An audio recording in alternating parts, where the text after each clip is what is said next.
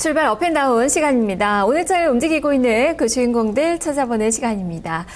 동양 유한타증권 박재희 차장과 함께하죠. 차장님 안녕하세요. 네, 안녕하세요. 네, 자 오늘 코스피는 내리고 코스닥은 오르고 대형주는 떨어지고 또 중소형주는 오르는 그 모습이 나타나고 있는데요. 오늘 시장의 종목별 특징도 알려주시죠. 네, 지금 말씀하신 대로 코스피 지수는 하락을 하고 있고 코스닥은 반등을 하고 있습니다. 시장 수급 자체도 지금 코스피 시장 같은 경우 외국인과 기관, 개인 모두 매도를 하고 있는 상태에서 코스닥은 기관과 개인이 매수를 하고 있는 모습 나타나고 있는데요. 오늘 시장 특징 딱 한마디로 정리를 해드린다라면은 현대차, 삼성전자, 제일모직, SDS 시가총액 상위 종목 모두 약세를 보이면서 지수는 억누르고 있지만 그동안 시장에서 소외가 됐었던 경기 민감주 섹터들이 반등을 하고 있다는 것입니다. 포스코, LG화학, 하나케미칼, GS건설, 롯데케미칼, SK이노베이션, 금호석유화학 다 아마 느낌이 오실 것 같습니다. 시장에서 유가 하락 때문에 버려졌던 경기 민감주 섹터가 오히려 시장 지수 하락에도 불구하고 상승을 하고 있다는 점은 여러분이 좀 주의 깊게 보셔야 될 포인트라고 생각을 하고 있고요. 그다음에 코스닥 같은 경우 그동안 탄력 있게 움직였었던 종목들이 장 초반에 강했었습니다만 소폭 매물이 출회되고 있는 모습 나타나고 있는 거 보실 수 있을 것 같고요. 그동안 좀 선조정을 받았던 게임즈 섹터들의 변동성이 좀 많이 커지면서 급등하는 종목들도 나타나고 있습니다. 특히 뭐 소프트맥스 같은 경우 급락 이후에 오늘 상한가를 기록하는 모습을 보여주고 있고 거래소의 NC소프트 같은 경우도 강세를 보여주고 있고요. 코스닥의 게임빌이라든지 컴투스 강세 보여주고 있는 모습입니다. 전체적으로 코스닥이 우세한 흐름을 보여주고 있지만 거래소에서도 개인 투자자분들이라든지 기관 투자자들이 그동안 포기했던 민간주 섹터가 좀 강하게 반등을 해주고 있다는 점. 특히 시장에서 버려진 종목으로 거의 봤었던 삼성테크인이나 GS건설의 급등세는 계속적으로 좀 눈여겨봐야 되지 않을까 싶습니다. 네. 자, 그러면 이제 종목들 하나하나 보도록 하겠습니다. 코스피가 내리니까 한번 하락하는 종목부터 좀 보죠. 일단 시가총액 상위권 종목 중에서 가장 눈에 들어오는 종목은 현대차인데요. 오늘 외국계 창고의 매도도 좀 많이 나오고 있고 주가가 나흘 만에 하락권 1%대 마이너스권입니다. 자, 이 종목 전략 좀 어떻게 세워봐야 될까요? 네, 긍정적인 부분이 있습니다. 현대차 같은 경우 지금 하락은 오히려 좀 기회로 활용하실 수 있을 것 같은데요.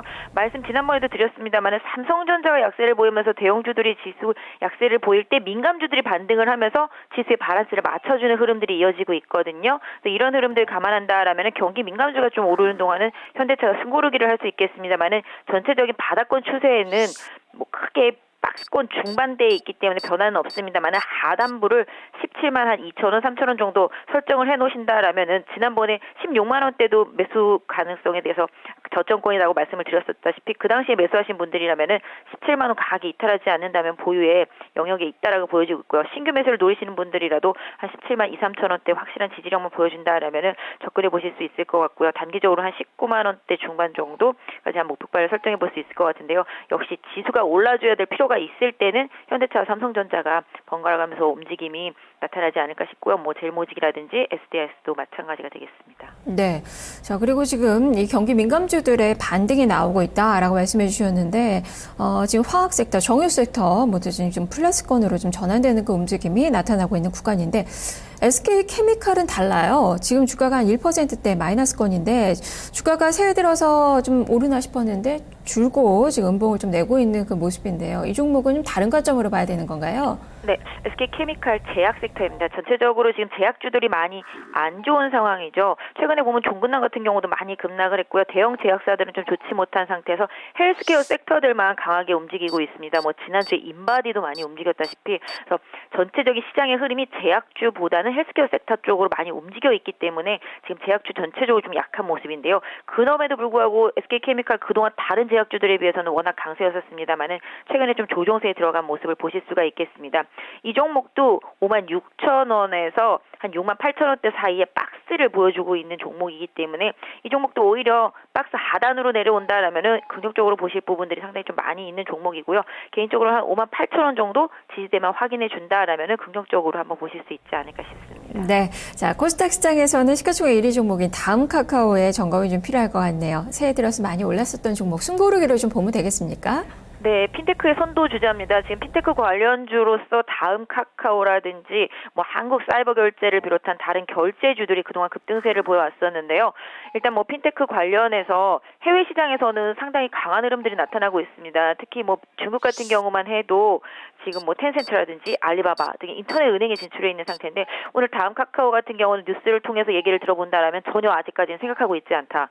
우리나라는 법적인 부분들이 많이 해결해야 될 부분들이 상당히 많거든요. 그래서 그런 법적으로 해결해야 될 부분들이 아직까지도 산적해 있기 때문에 그런 부분들이 사라질 때까지는 생각하지 않을 것이다라는 뉴스가 나왔었습니다. 실질적으로 은행 업체들도 이 법을 바꿔야 되는 부분들이 상당히 많이 있기 때문에 아마 인터넷 은행에 진출하기는 쉽지 않으리라고 생각을 하고 있는데요. 그렇기 때문에 최근에 그런 이유 때문에 급등했던 키움증권 같은 경우도 저는 개인적으로는 아니라고 생각을 하고 있습니다. 아직까지는 그냥 테마를 좀 탔다라고 보여지고 있는데요. 다음 카카오 같은 경우 당분간은 뱅크월렛이라든지 그다음 뭐 카카오 택시 이런 부분에 좀 집중할 예정이라고 얘기를 밝혔듯이 아직까지 핀테크 산업에 대한 기대감은 유효하지만 현실적으로 빠르게 다가오지는 못할 것이다라는 시장의 그런 부담감도 단기적으로 결제주라든지 이런 핀테크 관련주들의 매물을 조금 부를 수 있기 때문에 관련주들을 보유하신 분들은 당분간은 조금 숨고르기를 좀 예상하시는 것이 좋을 것 같습니다. 네.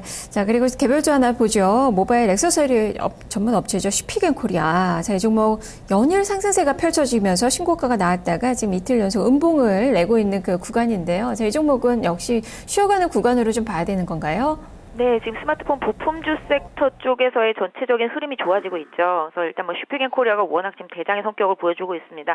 액세서리 쪽에서의 워낙 실적이 좋기 때문에 올해 뭐 목표치를 뭐 13만 원대까지 얘기하는 부분들 상당히 많이 있고요. 실적도 상당히 좋다라고 알려져 있는데요. 역시 숨고르기라고 보시면 좋을 것 같습니다.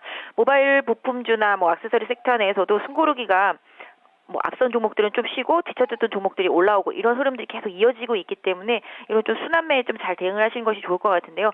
지금 당장 뭐 슈피겐코리아를 좀 들어가기엔 약간 가격적인 부담이 있기 때문에 약 한 9만 원대 초반 정도까지 내려오는 거를 좀 확인하신 이후에 접근하시는 전략이 좋을 것 같고요. 그 이후에 조금 순환매가 돌고 있는 부품주들 섹터 바닥권에 처져 있던 종목들을 좀 살펴보시는 게 오히려 좋지 않을까. 다만 제가 좀 당부드리고 싶은 것은 이번 주 다음 주부터 시작되는 어닝 시즌이 개막됨에 따라서 이제 실적을 보기 시작할 텐데요.